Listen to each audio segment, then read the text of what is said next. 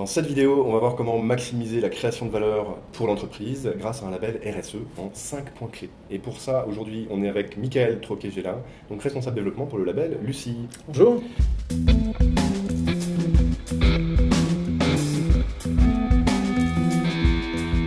Alors juste avant ça, je vous invite à vous inscrire à la newsletter en cliquant sur le lien qui est dans la description juste en dessous et à vous inscrire à la chaîne en cliquant en bas à droite de l'image pour ne pas manquer les prochaines interviews.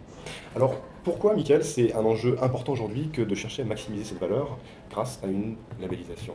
Alors je vais commencer par définir ce que c'est que la RSE, parce que ce n'est pas forcément évident pour tout le monde. Ouais. Donc RSE, responsabilité sociétale des entreprises, c'est l'application des principes du développement durable à l'entreprise, et de plus en plus à tout type d'organisation. Qu'est-ce que ça veut dire? Ça veut dire tout simplement organiser et mener son activité de la façon la plus responsable possible, dans le respect des gens et de l'environnement.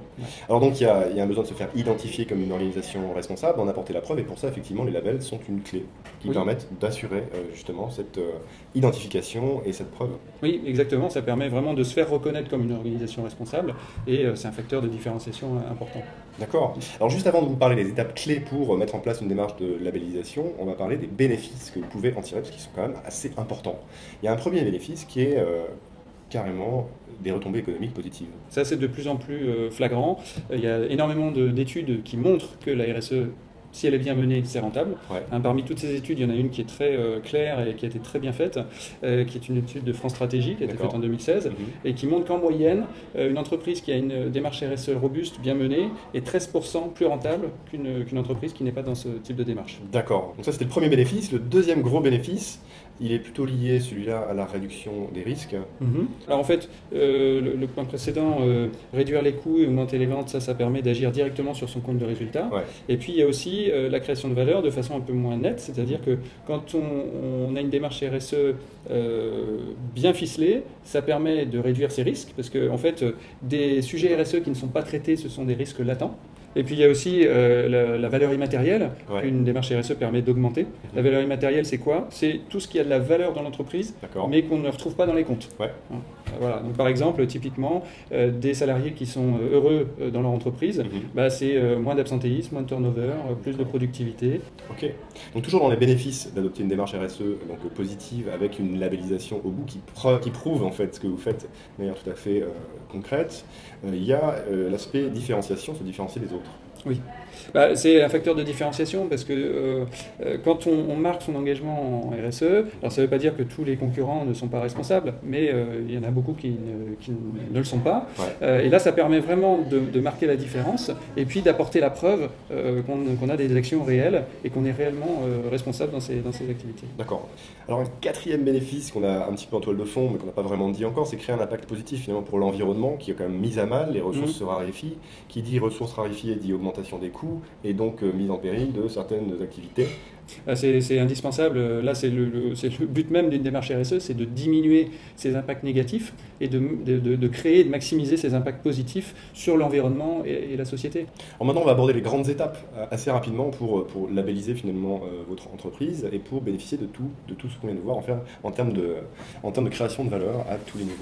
Alors la première étape, ça serait se poser les bonnes questions. Oui, parce qu'en fait, il y a un foisonnement aujourd'hui de labels. C'est un petit peu la jungle, donc on a pas mal à s'y retrouver. Donc déjà, la première étape, c'est de choisir ce qui nous correspond. Dans tous les labels, il faut bien faire la distinction en premier lieu entre les labels produits ou services et les labels d'entreprise. Alors la deuxième étape, ça serait de choisir ce label dans cette jungle. Comment est-ce qu'on peut s'y prendre de manière assez simple finalement? Après, il faut regarder les caractéristiques du label et puis le niveau d'implication qu'il demande. Si on est convaincu par le sujet de la RSE, il faut y aller à fond. Donc nous, on a volontairement... Sinon, il n'y a pas de bénéfices ou très peu. Voilà, c'est ça. Plus on s'engage, plus on s'implique, plus les bénéfices, plus les retours seront importants. Alors justement, les parties prenantes, c'est une des étapes clés, c'est-à-dire avoir leur adhésion non seulement des collaborateurs, des collègues, etc., et aussi parfois des fournisseurs, enfin des clients, etc. Mais surtout en amont de la direction et du début à la fin de la démarche. Oui, ça c'est vraiment une étape clé. C'est pas une condition suffisante, mais c'est une condition qui est absolument nécessaire d'avoir l'adhésion de la direction sur le projet RSE de l'entreprise.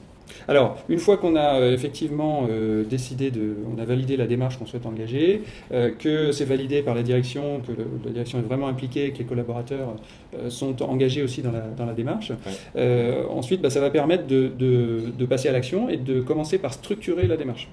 Ce qui est important, c'est de passer à la phase formalisation, parce que si on ne fait pas les choses de façon organisée, on ne va pas être efficace. Donc si on structure bien les choses, ça va permettre déjà aux gens de travailler de façon claire, d'avoir une vision, une roadmap, et à partir de là, d'intégrer ça dans la stratégie globale de l'entreprise. D'accord, donc là on a à peu près toutes les étapes clés, sauf peut-être la toute dernière qui est finalement d'inscrire tout ça dans la durée avec une communication adaptée. Oui, parce qu'en fait, on en parlait tout à l'heure, pour se différencier et répondre aux demandes de ces parties prenantes, il faut faire savoir, il faut communiquer sur sa démarche et valoriser sa démarche. D'accord. Donc c'est important de communiquer de façon positive, mais à condition que ça corresponde à la réalité. Donc merci pour ces informations, c'est très intéressant, il y a beaucoup de choses à voir là-dedans, il y a beaucoup de sources de création de valeur à la clé dans une démarche de labellisation, vous l'avez compris. Juste pour récapituler les bénéfices, on a vu qu'il y avait des retombées économiques qui pouvaient être assez directes finalement, réduire les coûts d'une part et vendre plus d'autre part. On a vu aussi qu'il y avait une phase de réduction des risques liés à l'activité de l'entreprise. Qui dit réduction des risques dit aussi indirectement finalement augmentation de la rentabilité parce qu'il y a moins d'accidents du travail, moins d'absentéisme, ce genre de choses. Donc plus d'adhésion au projet et plus de valeur créée. On a vu aussi qu'il y avait un axe de différenciation qui était très important parce que quand vous êtes labellisé, finalement, par la preuve, vous montrez à vos parties prenantes et à vos clients que vous êtes dans une démarche sincère et transparente d'action par rapport à améliorer votre environnement au sens large et au sein de l'entreprise. On a vu aussi que, bien sûr, c'était un impact positif par rapport à l'environnement. Et ça, aujourd'hui, c'est plus qu'un besoin, c'est une demande à tous les niveaux. Et au-delà de ça, qu'on pouvait finalement générer une expérience positive au sein de l'entreprise avec le collectif et finalement faire que ce soit un joli vécu, une belle aventure pour tout le monde. Donc ça fait quand même 5 gros bénéfices à la clé, ça vaut le coup de s'y pencher. Super, merci pour ces quelques instants partagés, j'espère que ça vous a plu. N'hésitez pas, si vous voulez en savoir plus, à consulter donc le site du label Lucie que vous trouverez dans la description juste en dessous de la vidéo. Contactez Michael pour en savoir plus.